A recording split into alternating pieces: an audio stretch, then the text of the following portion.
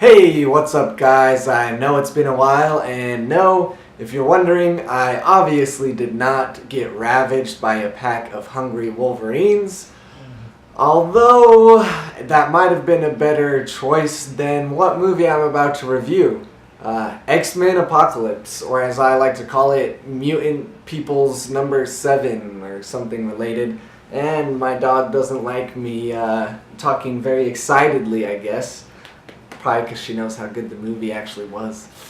So, let's go ahead and jump in, but first let me remind you of my name and why you're here with this really low production quality intro.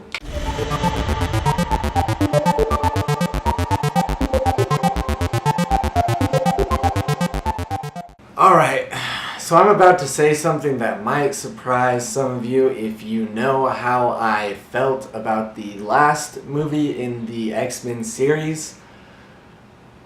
But X-Men Apocalypse actually wasn't that bad. And now I'm trying to think if it's because I had literally no expectations. I didn't want to see the movie in theaters. I had no interest in paying for it, and I definitely wasn't, going to go buy it on DVD, which I know is the same thing as paying for it, but you get the idea. So I don't know. Or was it just not as bad as Days of Future Past? Now, some people actually really liked Days of Future Past, and I got really excited, watched the trailer a million times, watched too many clips, got way too excited, and was absolutely let down by Days of Future Past. And at that point, I was pretty much done with X-Men. So, long story short, someone lent me their copy of X-Men Apocalypse, and so I watched it. Now, if you've seen the honest trailer for X-Men Apocalypse, you know pretty much everything that is wrong with the movie because they hit it right on the head. And I have my usual complaints about it. I don't think J-Law makes a good Mystique. I don't think they wrote her very well in the new movies. Thank you, Bryan Singer, of course. And the timeline is completely fucked. I don't even want to get into it. It's just so... I'd have to pull up one of those college-sized chalkboards with the ladder to explain to you the different things that happened and why this is wrong. Anyways, that being said, if you're going to watch it for free, it's not a terrible way to spend your time.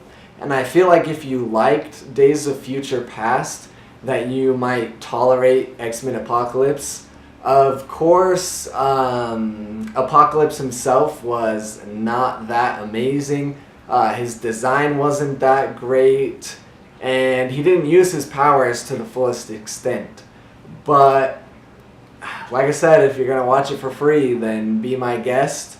I'm sure a lot of you have seen it. If you're on the fence and watching this review was what was going to talk you into it, probably not the best idea.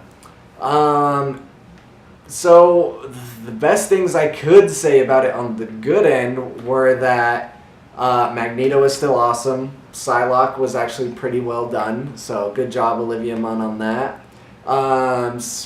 The action, I feel like Quicksilver's scene wasn't even as good, which was one of the defining moments of Days of Future Past. I'm supposed to be saying good things, that's right. It didn't feel like it was 3 hours long. It didn't drag on, and I didn't want to put a bullet in my head. But there were still tons of problems, and the X-Men series as a whole is just completely fucked. Timeline-wise, some of the actors they picked, some of the writing. Now this video is coming out right after the Logan trailer. And don't get me wrong, that trailer looks amazing. Old Man Logan, X-23, everything we've wanted, but is it too late? And they almost have to separate themselves from all the other movies to even be a good movie, which, by the trailer, I think they're actually trying to do. But again, is it too late? So this is pretty much another Ramble review. This is one where I don't write down notes. I just throw things out there, say things, blah, blah, blah, blah, blah. Another review I'll have coming out around the same time of this is The Magnificent Seven, so look for that. If I had to rate it, I'd probably give it about 2 stars out of 5, which is actually not that bad.